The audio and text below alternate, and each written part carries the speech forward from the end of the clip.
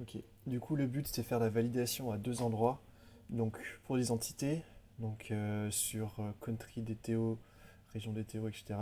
Et aussi pour la base de données, avec les annotations add colon, qui nous permettront de générer ensuite les create tables en bas avec les bonnes tailles et les bonnes contraintes. Ok. Donc là, j'ai commencé par écrire le test. Donc ici, j'ai écrit un test un peu basé sur ce qu'on avait avant. Donc déjà, je construis un objet JSON donc qui sera sérialisé selon le format suivant. Donc on va avoir name2.ff, puis language.english. Donc ça, c'est le JSON qui va être envoyé dans un post au serveur. Et en fait, euh, ce qu'on veut ici, c'est que un country qui soit nul, par exemple, ou avec une taille trop petite, qui soit rejeté par le serveur. Donc c'est ce que je teste ici. Donc ici, on a un post sur l'URL http localhost avec un port quelconque, donc je vais mettre 8080, et puis là c'est sur slash country. Euh, D'ailleurs, ouais, je suis étonné qu'il y ait un slash à la fin, mais c'est pas très grave.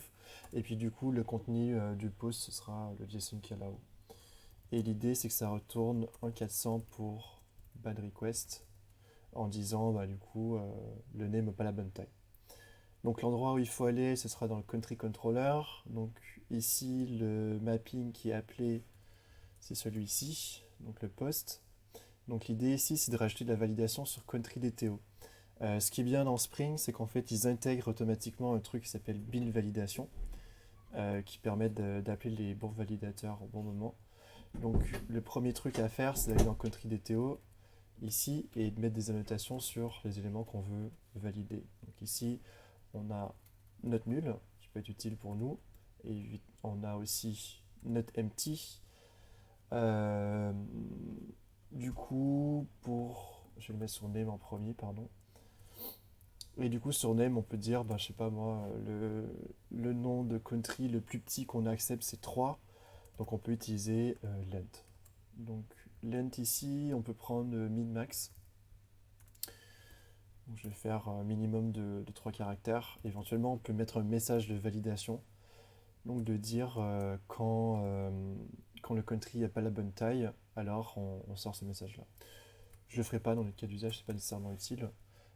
Du coup, length, bien évidemment, c'est pas nécessaire de mettre euh, note empty et length en même temps. Ça fait un peu un doublon. Donc ici, on peut faire la même chose pour le langage. Sachant qu'ici, le langage, vu qu'on est dans le country DTO, en fait, on se rappelle, ici, le langage, c'est français ou English. Je crois que c'est French, pardon. Et quand on stocke en base de données, on stocke plutôt les codes. Okay, donc on stockait EN, FR, etc. Donc la validation ici, côté front, elle est un petit peu différente de celle de la base de données. Okay. Donc là, on met nos annotations aux bons endroits. Pour le ID, bien évidemment, on n'est pas obligé de mettre notre nul parce que c'est un int, donc i minuscule. Donc c'est le type primitif qui ne peut pas être nul. Okay. Donc là, je reviens dans le contrôleur et pour déclencher la validation, je dois rajouter une annotation qui s'appelle @valid. Et du coup, quand la désérialisation va se produire du JSON vers la classe country.dto, l'annotation @valid dit à Spring d'appliquer les règles, les contraintes ici, les règles de validation, et de les enforcer. Donc, si je ne mets pas le @valid et que j'exécute mon test, je vais juste vérifier que ça marche bien. Donc, je vais juste exécuter le premier. C'est vrai qu'on a bien l'erreur. Puis après, on va le rajouter, on va vérifier que ça corrige bien le test.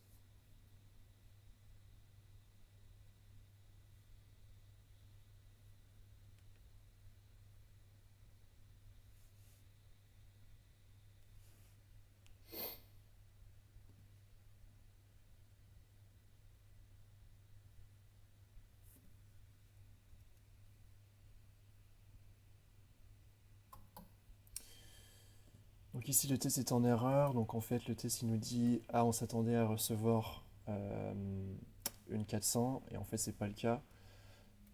Du coup je vais rajouter le add valid ici, normalement ça devrait faire passer notre test. Donc est-ce qu'il y a des questions sur cette partie-là? Donc ça c'est que la validation de surface côté contrôleur.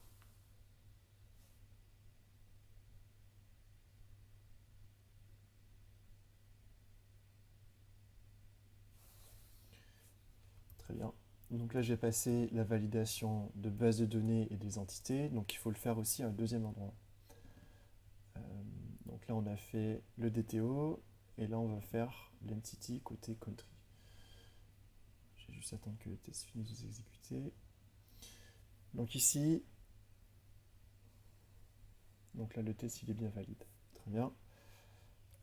Et là du coup, côté entity, on va refaire la même chose. Donc on va remettre les annotations note nulle. Mais ici, ce qui est intéressant, c'est qu'on va mettre aussi... Ah ouais, j'ai déjà la colonne, bien évidemment. Donc ici, on va mettre dans les colonnes certains attributs qui sont intéressants pour nous. Donc qu'est-ce qu'on a ici? On a nullable et on a length qui peuvent être intéressants. Donc si je mets nullable égale false, et puis je mets le length par exemple à 512, ça va nous permettre ici de générer un create table avec les bonnes tailles de colonnes et les bons notes nulles sur les différentes colonnes. C'est important de mettre les deux. Okay, donc la constrainte ici, note nulle, elle est importante, et aussi celle de base de données. Dans Spring, il y a des trucs un peu magiques qui se font. Si vous ne mettez pas, par exemple, le nullable false, dans certains cas, c'est possible qu'il rajoute automatiquement, et inversement. Si vous mettez nullable false, c'est possible qu'il valide ici au niveau de la notation. C'est bien de les mettre dans tous les cas, comme ça on est un peu ceinture bretelle là-dessus. Très bien. Donc déjà, je vais vous montrer cette partie-là. Donc si on va dans l'application.yaml, donc j'ai rajouté quelques trucs ici.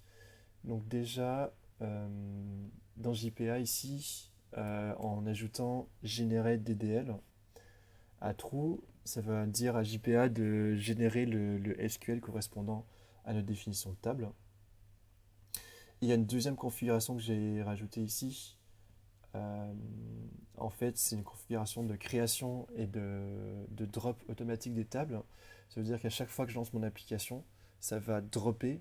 Donc, dropper une table, ça veut dire supprimer tout le contenu et supprimer la table, et ensuite la recréer derrière. Pour les petites applications, ça peut être intéressant. Pour les applications de production, c'est moins utilisé. Ici, il y a différentes valeurs. Je ne sais pas si j'ai l'autocomplete là. Non, je n'ai pas l'autocomplete. Donc éventuellement, je vous enverrai la doc. Il y a d'autres valeurs qui sont possibles, entre autres un truc qui s'appelle update. Donc en gros, Hibernate, ce qu'il va faire, c'est quand il va démarrer, il va vérifier en fonction de vos entités si vous avez des nouvelles colonnes ou des nouvelles tables. Et si c'est le cas, il va créer seulement les nouveaux trucs. Chez Renault, je crois que vous utilisez un autre logiciel pour faire ça, soit Flyway, c'est le site de migration de base de données, ou soit un autre. Mais il y a déjà quelque chose qui est intégré dans Spring Hibernate, qui est moins puissant que Flyway ou d'autres logiciels de Liquibase. Ouais, voilà. Merci Stéphane. Donc effectivement, Liquibase, c'est comme Flyway.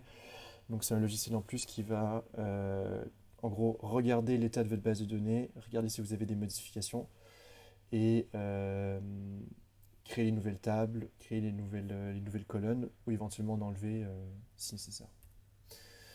Donc je vais vous montrer ce que ça donne. Donc si j'exécute ici le même test, du coup, en même temps j'aurais pu juste vous montrer dans la console ici, bon, qui va disparaître.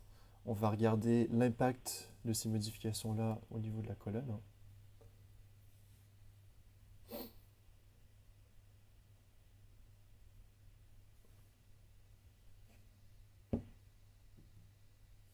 Alors on les a déjà ici. Donc en gros, si on regarde un petit peu la sortie de la console, je vais mettre ça plus grand. Donc au début, avant chaque test, en fait, chaque test va démarrer une nouvelle application Spring. Donc ici, on voit le servlet qui démarre avec Tomcat. On voit la base de données qui démarre. Et puis après, si on descend un petit peu ici, on a les drop tables pour chacune des tables. Donc à chaque fois que l'application démarre, elle va supprimer toutes les tables. Donc on a table country, région. Et puis après, on a les create tables pour chacune des tables. Donc si on regarde les différentes contraintes, on regarde ici create table country.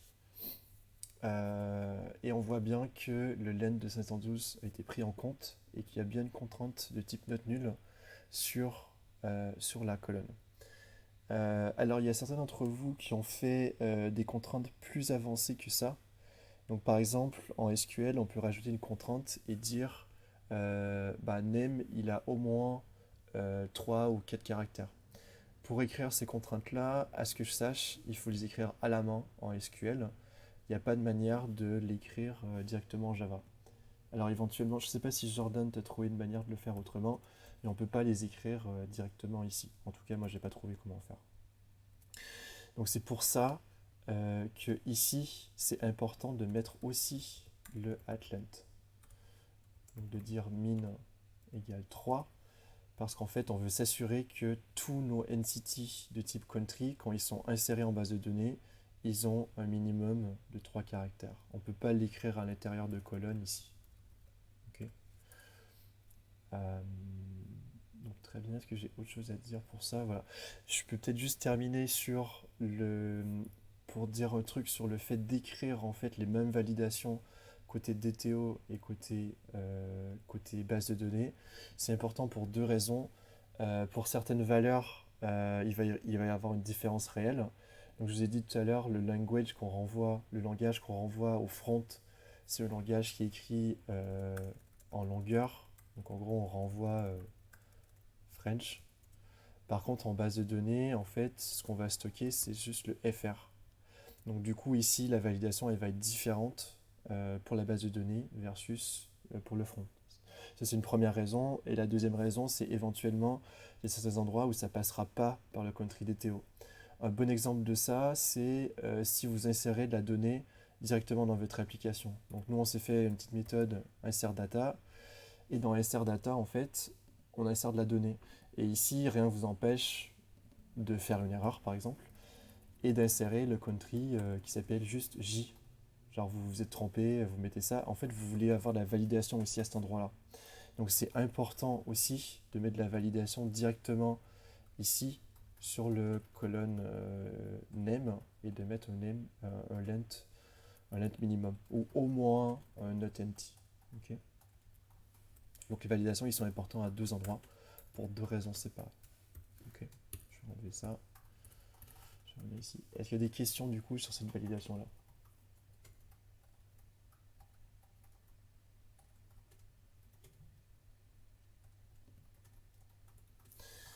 Donc du coup maintenant vous savez comment faire des create, drop et create table à partir de votre code Java. Vous pouvez continuer à utiliser cette technique-là et éventuellement arrêter d'écrire du SQL à la main.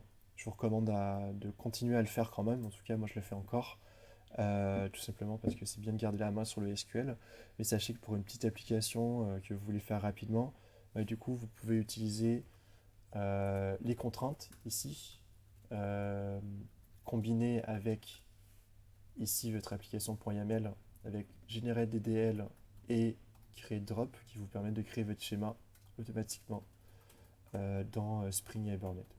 Okay.